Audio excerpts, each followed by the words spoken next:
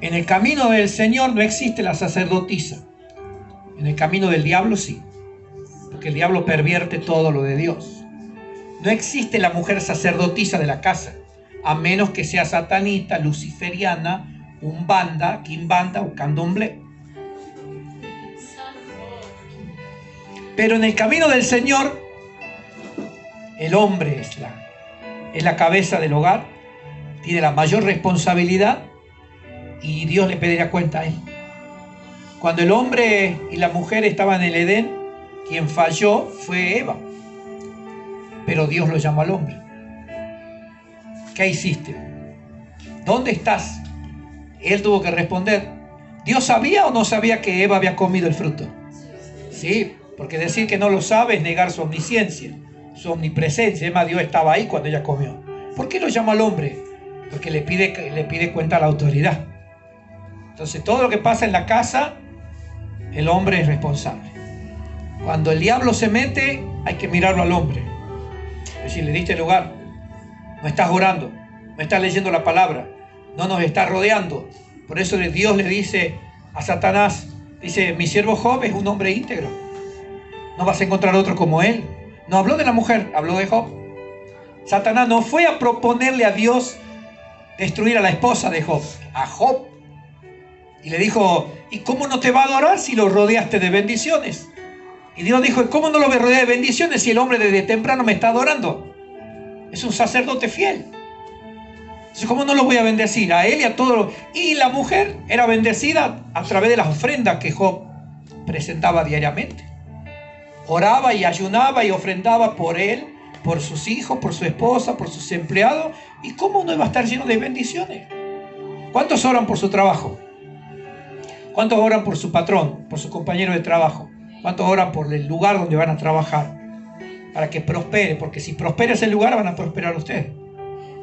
Dios le mandó al pueblo de Israel a través de Jeremías, dile que oren por Babilonia. ¿Qué? Sí, oren por Babilonia. Porque siendo próspera la nación, ellos también prosperarán con ella. Oren por los babilonios, le dijo. Tienen 70 años, tienen tiempo.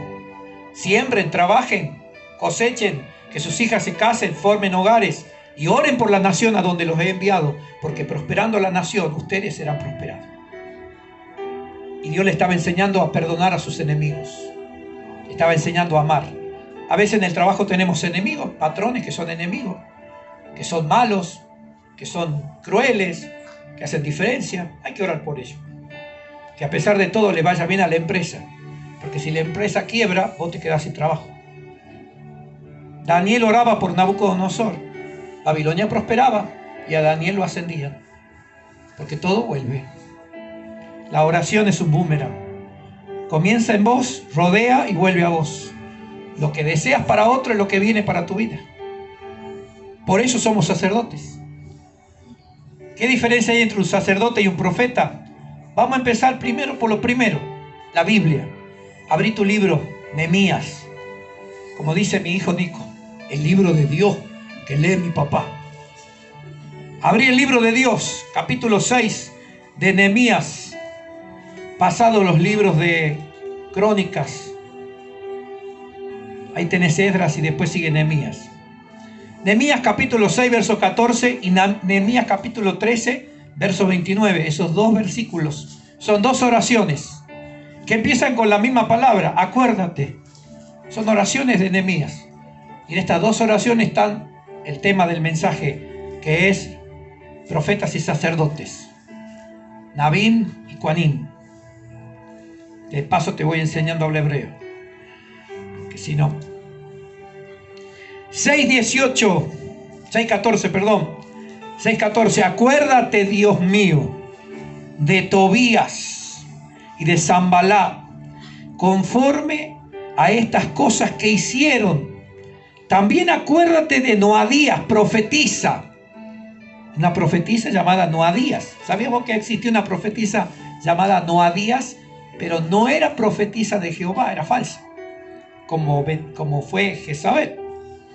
Noadías profetiza, y de los otros profetas que procuraban infundirme miedo.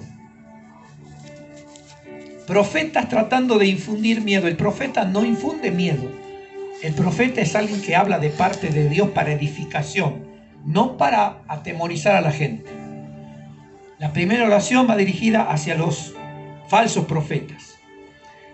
Leamos la segunda, capítulo 13, verso 29. Nehemías 13, 29. Dice, acuérdate, Nehemías era un hombre de oración como nosotros. Acuérdate de ellos, Dios mío, contra los que contaminan el sacerdocio y el pacto del sacerdocio y de los levitas. Acuérdate. Ahora, Nehemías estaba orando hacia los dos ministerios que estaban ahí en acción. Pero él estaba orando por los falsos, porque los falsos desviaban a la gente y le tapaban la boca a los verdaderos. Los falsos sacerdotes contaminaban el verdadero sacerdocio. Los falsos profetas contaminaban el verdadero ministerio profético. Hoy pasa lo mismo. Hay falsos pastores que hacen un montón de cosas malas y la gente cree que todos somos así. Ellos contaminan al resto de la iglesia. Hay falsos profetas, falsos evangelistas que hacen un montón de cosas malas y la gente cree que nosotros somos iguales. El mundo cree que somos todos uno. La verdad es que no somos uno. Están los verdaderos y están los falsos. Entonces, para empezar con los profetas, vamos a ir al primer versículo. Tengo todo anotadito, así que quédate tranquilo. Vamos a 1 de Samuel, capítulo 28, versículo 6. Si no tenés rapidez para la Biblia, anótalo. 1 de Samuel, capítulo 28, versículo 6. Vamos a hablar de los profetas. ¿Qué es un profeta? Y consultó Saúl a Jehová, pero Jehová no le respondió, ni por sueño, ni por Urim, ni por profeta. Más adelante, en el capítulo 28, verso 15, ahí nomás, y Samuel dijo a Saúl, ¿por qué me has inquietado haciéndome venir? Y Saúl respondió, estoy muy angustiado, pues los filisteos pelean contra mí, y Dios se ha apartado de mí y no me responde más, ni por medio de profetas, ni por sueños.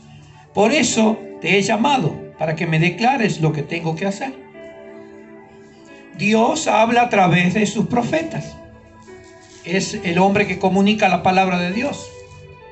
Dirá, bueno, pero tenemos la Biblia. ¿Y de qué te sirve si no la lees? Entonces, los profetas están hoy vigentes para que los que no lean la Biblia, por lo menos conozcan de oída lo que es la voluntad de Dios. Por eso están los profetas en vigencia. Porque si dependiera de conocer la voluntad de Dios por la lectura de la Biblia, el 90% de la iglesia no conocería la voluntad de Dios porque no leen la Biblia. Entonces Dios usa a los profetas como Biblias vivientes para transmitirle su voluntad. ¿Acaso Saúl no tenía la Torá? El mandamiento dice que todo rey que asuma en Israel debía tener una copia de la ley para que la lea todos los días para que conozca la voluntad de Dios. Si Saúl tenía la ley, ¿para qué buscaba profeta? Porque a veces tenemos la ley y vivimos sin ley. Porque tenemos la Biblia y vivimos como si no la tuviésemos. Lo tenemos de adorno, Salmo 91, Salmo 23, y la ponemos en la mesita de luz para que nos proteja de los gualichos. Pero la Biblia no es un amuleto. No es que andes con una Biblia en la mano y creas que los demonios van a retroceder. No es como la película de los vampiros, que si le muestra un crucifijo, el vampiro retrocede, porque eso es una película. Yo vi una película llamada Nosferatu, que fue un clásico del cine, terror, a donde una persona le ponía el crucifijo, un cura, y el vampiro se le rió en la cara y dijo, no, ese crucifijo es tu fe, y no la tienes. No es la Biblia, es la fe, la palabra la que hace que la persona sea temida y respetada por el diablo. Entonces, Saúl, teniendo la ley, buscaba que Dios le conteste por medio de los profetas. Entonces, ¿cuál es la función de un profeta? Traer la palabra de Dios. Decirle, esto dice el Señor, y basado en la Escritura. Para los que no leen la Biblia, a veces yo estoy predicando, no abro la Biblia, pero todo lo que hablo es Biblia. Y la gente dice, ¿cómo habla? No, sí, pero hablé la Biblia, lo que pasa es que vos no la sabés. Cuando un reformador en Inglaterra predicó la palabra en el patio, en un patio gigante que había frente de los seminarios católicos y que esto, que el otro, se paró en un pedestal y comenzó a recitar 1 Corintios 13. ¿Qué dice 1 Corintios 13? La preeminencia del amor. Si yo hablase en lenguas angélicas y no tengo amor de nada, ¿verdad? Y él empezó, la sabe de memoria, porque la Biblia estaba en latín y este hombre la tradujo al inglés. Entonces él comenzó a recitarle en inglés y para ellos fue maravilloso. Fue maravilloso. Es más, uno de los sacerdotes que estaban ahí, al escucharlo, quedó maravillado y dijo: qué lindo poema que acaba de recitar. Dice: no es un poema. ¿No es un poema? ¿Usted lo escribió? No. Está en la Biblia. En la Biblia. Era un monje.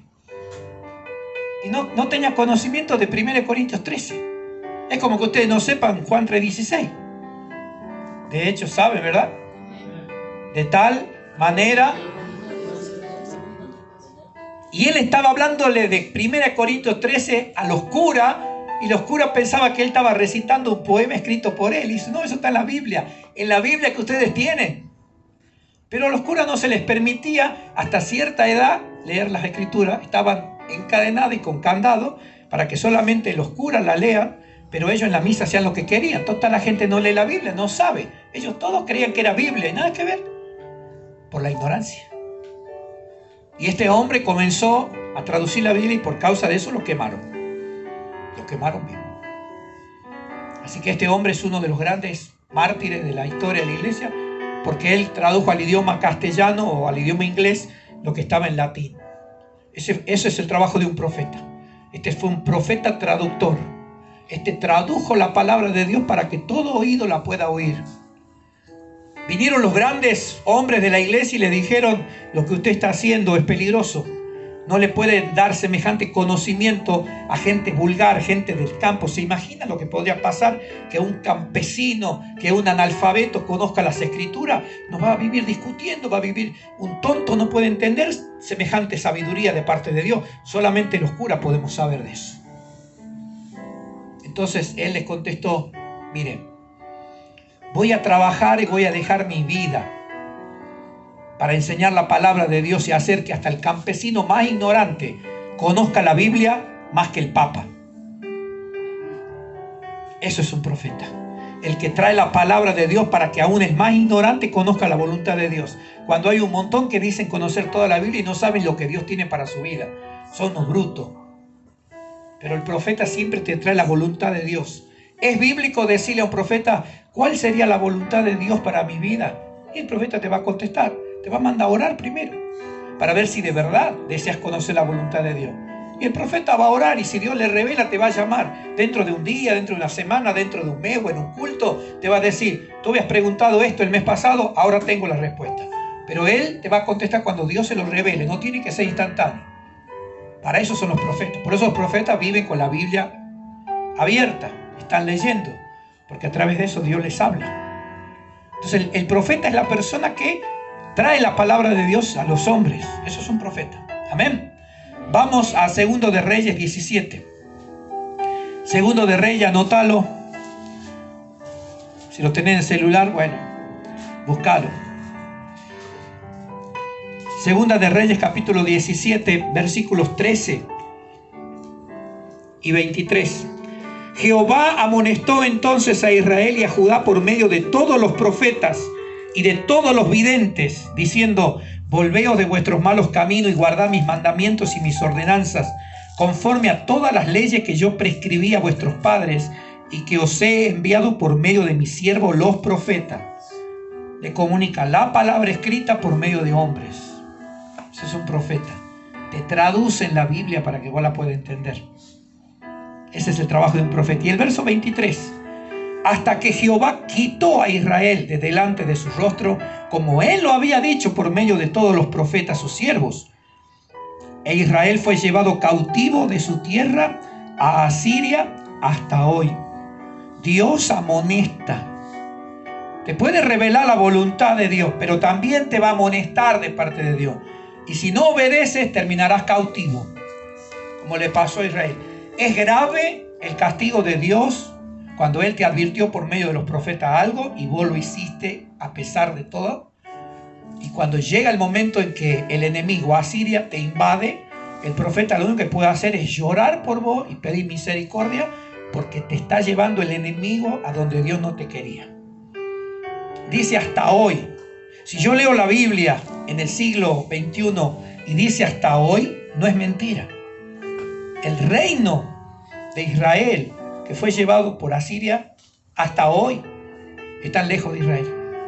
No volvieron. Los que volvieron fueron los de Judá. 70 años y volvieron. Pero el reino del norte nunca volvió. Hasta hoy nunca volvió. Mirá el poder que tiene la palabra. 25. Esto fue escrito hace 1800 años antes de Cristo. Y no volvieron. No volvieron más. ¿Por qué? Porque cuando Dios amonesta a través de un profeta y vos no haces caso, decís, no, es Él.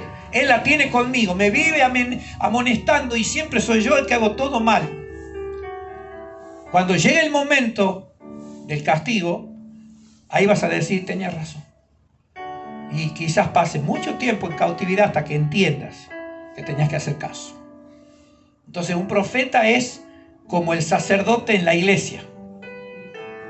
Y el papá o el hombre es como un profeta en la casa.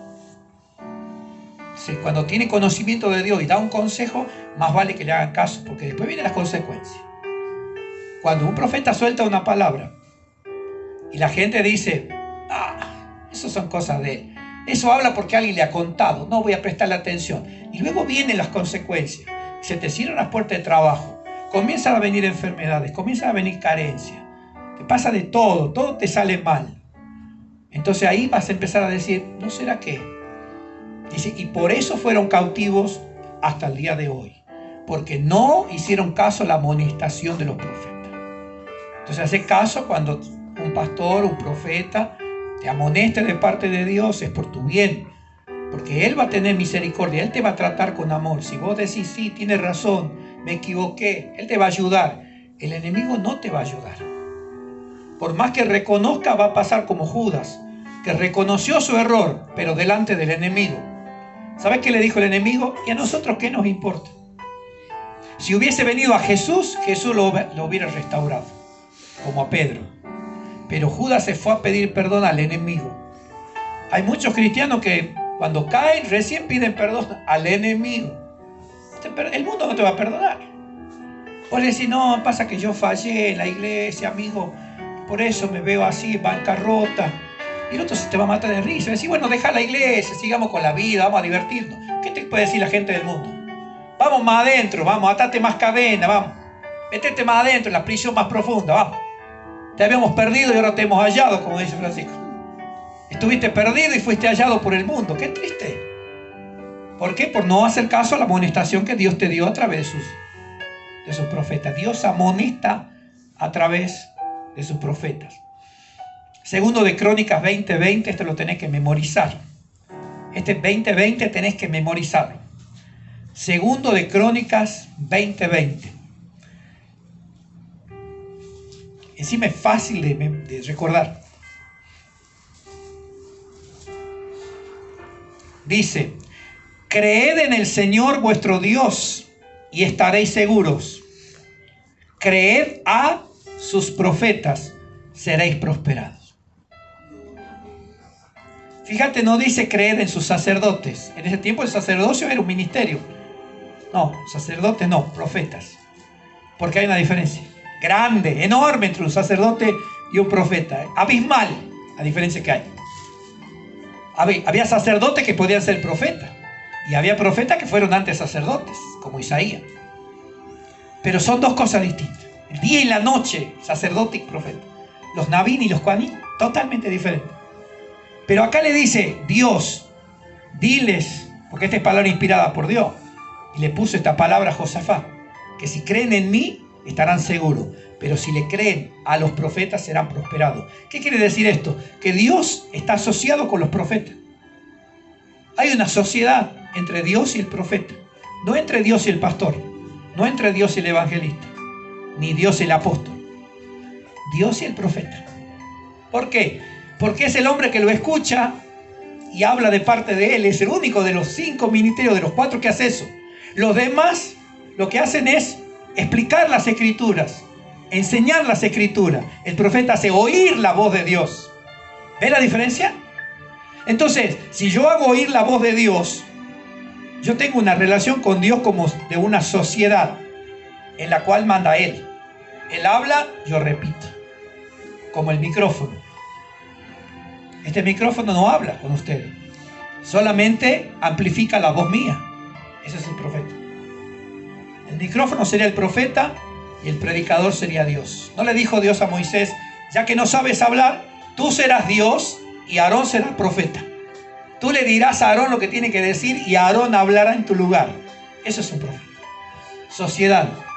Pero esta sociedad es muy especial, porque es la sociedad entre el Dios Todopoderoso y un hombre débil, que simplemente repite lo que escucha. Entonces es el hombre del secreto, es el hombre de la oficina. En toda empresa hay alguien que puede entrar y pasar horas en la oficina con el jefe. Los demás tienen que esperar afuera.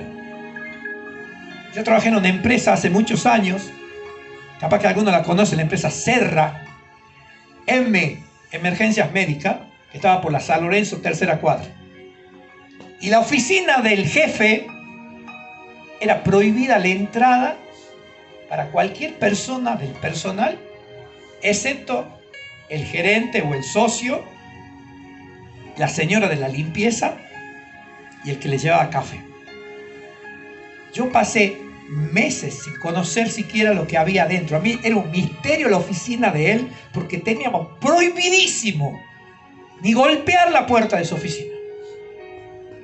Él solamente ahí hablaba con la gente que él se citaba para reuniones y con una mano derecha que él tenía, que salía a dar instrucciones a los choferes de la ambulancia, a los choferes de las pompas fúnebres, todo porque era una empresa de servicios sociales.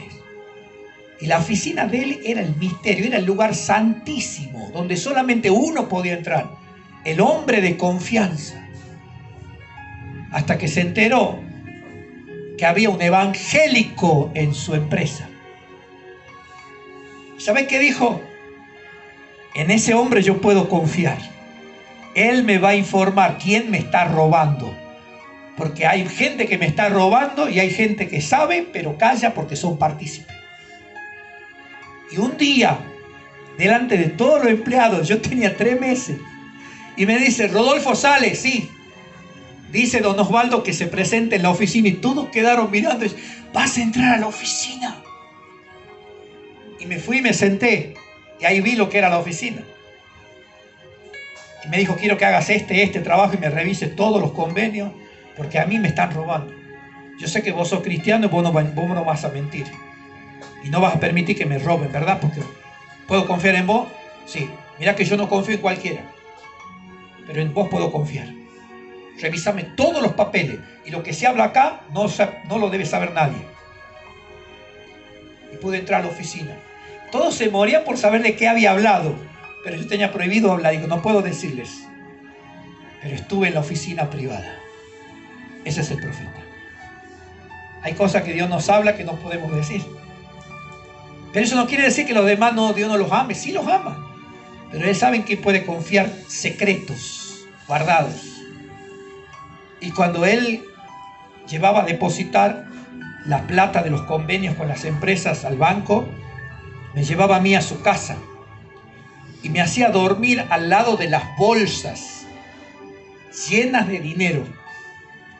Porque también supo que era profesor de artes marciales. Y me dijo, eres la persona indicada para cuidar los caudales de la empresa. Y me dijo, ¿necesitas arma? No necesito, confío en Dios. Bien. Con la ayuda de Dios, entonces no nos van a robar. No le van a robar. Me llevó a la casa. Su esposa nos preparó la cena, a mí y a mi primo. Nos dieron un lugar para dormir. Dormimos, cargamos las bolsas llenas de millones. Y la llevamos al banco, la depositamos. Él podía confiar en mí. Eso es un profeta. Y el hombre de confianza. Usted pregunta, ¿por qué usted está tanto tiempo encerrado? Porque me citan a la oficina constantemente para hablarme cosas que yo después les tengo que pasar a ustedes. Si ustedes quieren hacerlo, yo no tengo problema. vengan y enciérrense 5 o 6 horas en ese cuartito. No tengo problema. Pero ustedes van a tener problemas en el trabajo, van a tener problemas en la casa, van a tener problemas mentales, se van a volver locos encerrados ahí. Porque no están quizás preparados para estar 3 horas de rodillas. No están preparados para levantarse a las 4 de la mañana en medio del frío a estar orando. No están preparados, ¿por qué? Porque no tienen el llamado que Dios me ha dado. Es que no es que yo sea más valiente que ustedes. Dios me preparó para aguantar ese frío, el calor cuando hace calor, los zancudos, los sapos que se meten adentro. Porque ahí se mete de todo en ese baño. Todo pasa por encima de mis pies, por encima de mi cabeza. De todo me pasó en ese baño. Pero yo no puedo salir corriendo, porque estoy en audiencia. Y tengo que salir con un mensaje. Por eso hay una sociedad. Por eso Dios dice, crean en mí y en los profetas. Si ustedes creen en mí y no creen en los profetas, no creen en mí. Si ustedes creen en los profetas y no creen en mí, no creen en mí. Tienen que creer en mí y en los profetas. Para que sean prosperados y caminen seguros. Que básicamente significa lo mismo. Para que todo te salga bien. Eso es un profeta. Por eso le dije al comienzo, esto no es una iglesia de un rebaño. Esto es una compañía de profetas. Ustedes vienen a escuchar algo que no se escucha en los seminarios. Directamente traído del trono. Palabra. Para que ustedes sepan cómo vivir. Por eso viven en lucha ustedes. Porque el diablo, al que más le pega, es a los profetas. ¿O no eran perseguidos los profetas? ¿No dijo Jesús, cuando los persigan, cuando los vituperen, cuando los maldigan, gócense, porque así hicieron con vuestros antepasados los profetas? ¿Por qué no los sacerdotes? No eran perseguidos. Porque eso es otra cosa. Profeta es igual a persecución. Profeta es igual a problema. Profeta es igual a disturbios, disensiones, discusiones, lío.